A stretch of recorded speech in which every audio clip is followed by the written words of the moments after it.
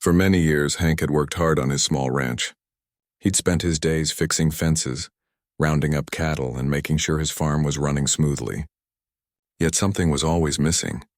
He needed a horse, a good, strong horse to help him with the work that was growing harder as time went on. He had no money for anything fancy, but he knew if he could just find the right one, he could make it work. One day, Hank overheard a conversation in the local trading post. A man from the nearby Apache tribe was selling horses. Hank felt a spark of hope. This was the opportunity he had been waiting for. Without wasting another moment, he packed his things and set off to meet the Apache chief. He had heard stories about the chief, how wise and respected he was among his people. It would be a tough ride, but Hank was used to that. When Hank finally arrived at the Apache camp, he was greeted with a sight he hadn't expected. The camp was unlike anything he'd seen before, a peaceful place with tents set up around the fire. The air was filled with the smell of cooked meat and smoke.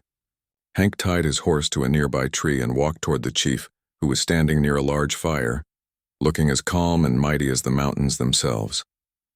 He was tall, his face weathered from years of living off the land, and his eyes held the strength of 1,000 battles. "I've come for a horse," Hank said, his voice steady. "I hear you've got some for sale." The chief studied him for a moment. Then, without a word, he turned and motioned for Hank to follow. They walked to where the horses were kept. They were beautiful animals, strong, proud, and powerful, just as Hank had hoped. But as he looked at the horses, Hank began to notice something odd. There were no prices marked, no clear sign of a deal. It wasn't how he'd imagined the sale would go. After a while, the chief turned to Hank and said, "I can sell you a horse, but it won't be a simple exchange of money. There is more to this than just buying an animal." Hank was confused. "What do you mean?" he asked. With a glint in his eye, the chief replied, "You will get more than just a horse for $12. You'll get what you need. But what you need is not always what you think." Hank didn't understand, but he had no choice. He'd come this far, and he wasn't about to turn back now. The chief handed him a small leather pouch, and Hank took it, handing over the money in exchange. But instead of leading Hank to a horse, the chief pointed to 2 young women who had just entered the camp. They walked toward Hank, their faces calm, but their eyes wary. "These are my daughters," the chief said quietly. "They are what you need. They will help you with your land. They will help you in ways a horse cannot." Hank stood frozen. He had come for a horse, not 2 women. This wasn't what he expected, not in the least. He could feel his face flush as he looked at them. They were dressed in traditional Apache clothing, beautiful but strong and proud. The older girl, Kalia, had dark eyes and a presence that made it clear she wasn't someone to be underestimated. Her sister, Naya, was a little younger, but had an air of quiet strength that made her just as striking. The chief's voice broke the silence. "They will work for you.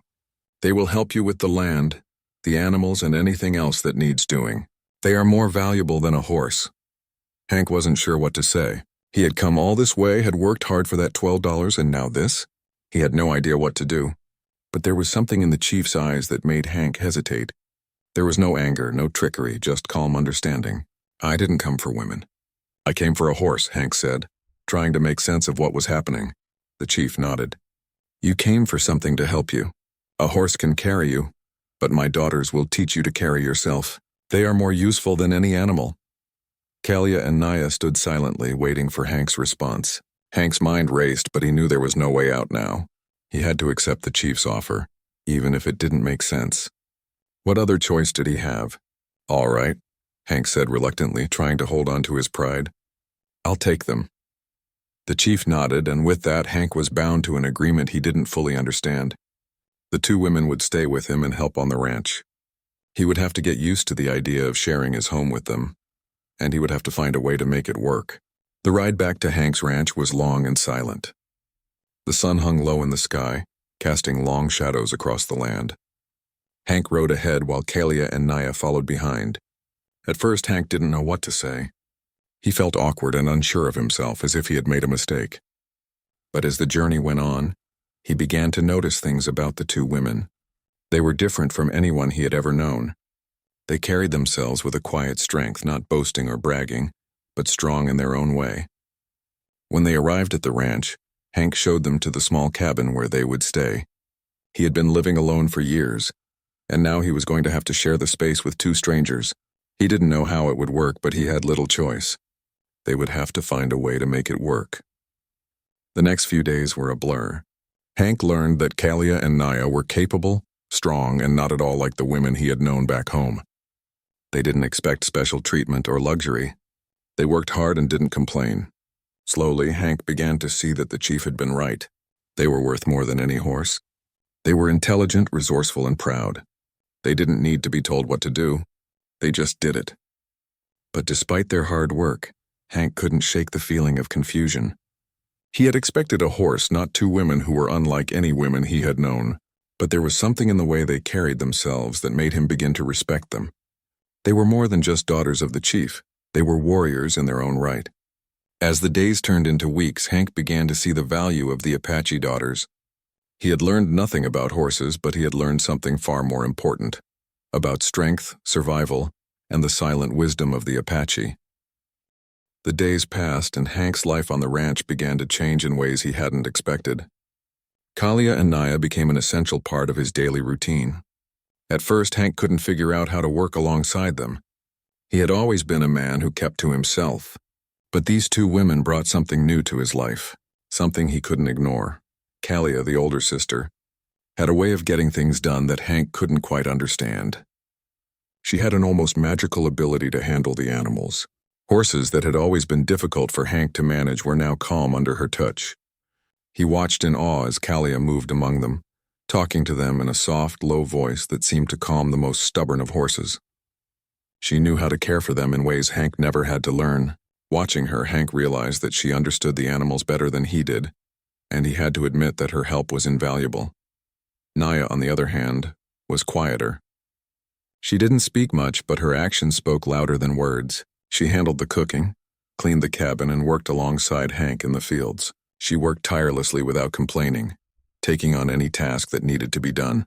Her calm demeanor was a stark contrast to Kalia's fierce presence, but Hank began to see that Naya had her own kind of strength, a quiet, steady power that was just as valuable. The three of them settled into a rhythm. Hank would wake up early to start the day's work, and by the time he was finished with the morning chores, Kalia and Naya would have already been hard at work, making sure everything was in order. Hank couldn't help but notice how quickly they adapted to life on the ranch. They worked with a sense of purpose and pride that made him question everything he had known about hard work. One afternoon, Hank sat on the porch of the cabin, watching Kalia and Naya work. They were repairing the fence along the far side of the property. Kalia was climbing up and down the wooden posts, her hands moving with skill and precision.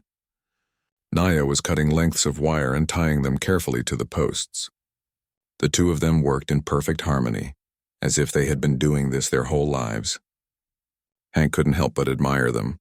As the sun began to set, casting a golden glow across the land, Hank sat back in his chair, lost in thought. He had never imagined his life would turn out this way. He had come to the Apache camp hoping for a horse, but now he had something much more valuable. Two women who had shown him how to live in harmony with the land and its animals. They had given him a new perspective on what it meant to work hard, to live with respect for the earth and its creatures. But despite all the good things that had come from their partnership, Hank still felt a nagging unease. He wasn't sure what to make of the growing bond between him and the Apache women. They weren't like anyone he had ever known. They didn't fit the mold of the women from his past, women who had expected certain things from him: attention, care, protection. Kalia and Naya didn't need that from him. They were strong and independent, and Hank had to admit that it made him feel a bit out of place. One evening, as the three of them sat down for dinner, Hank decided to ask them about their lives back in the Apache camp. He wanted to understand more about where they came from, what they had left behind to be with him.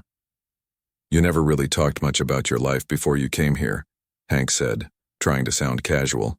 "What was it like back in the Apache camp?" Kalia, who had been eating quietly, set her fork down and looked up at him. "Our people live by a different code," she said softly. "We don't value things the way you do. To us, it's about the land, the animals, the people we care for. Everything else is temporary." Naya nodded in agreement. "The chief is our father, but he is also a leader of our people. He taught us to be strong, to stand up for ourselves, and to never depend on anyone else. We are taught to live free, to never be bound by the rules of others. Hank listened carefully, trying to absorb everything they said. It wasn't just their way of life that fascinated him. It was the way they spoke about it. There was no bitterness or anger in their words, only acceptance. They didn't feel sorry for themselves or for what they had given up. They had made their choices and they were at peace with them.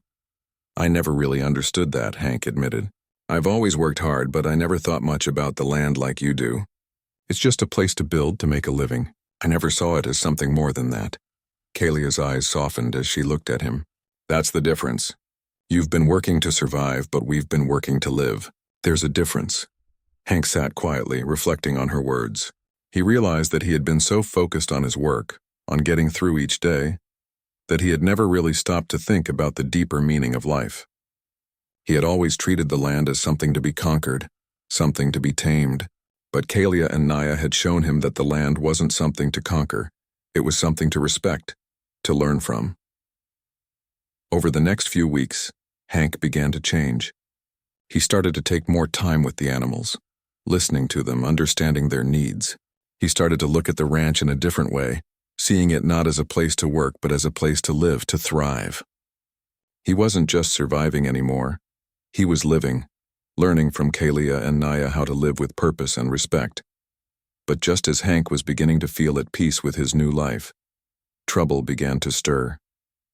Word spread that a neighboring rancher, a man named James, was planning to take over land near Hank's ranch.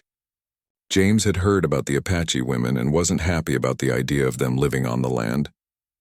He made it clear that he wanted them gone and he wasn't above using force to get his way. Hank knew that he couldn't let that happen. He had learned too much from Kalia and Naya, and he wasn't about to let anyone take what was rightfully theirs. He would fight for them just as they had fought for him. It was time to stand up, not just for his land, but for the people who had become a part of his life. The next morning, Hank gathered his neighbors and set out to confront James. The showdown was inevitable, and Hank knew it wouldn't be easy. But with Kalia and Naya by his side, he felt stronger than ever before. In the end, Hank's life had been forever changed by the Apache women. They had come into his world unexpectedly, but they had taught him the true meaning of strength, survival, and respect. And now, as he stood with them, ready to fight for what they had built together, Hank realized that the $12 he had spent on that horse was the best money he had ever spent.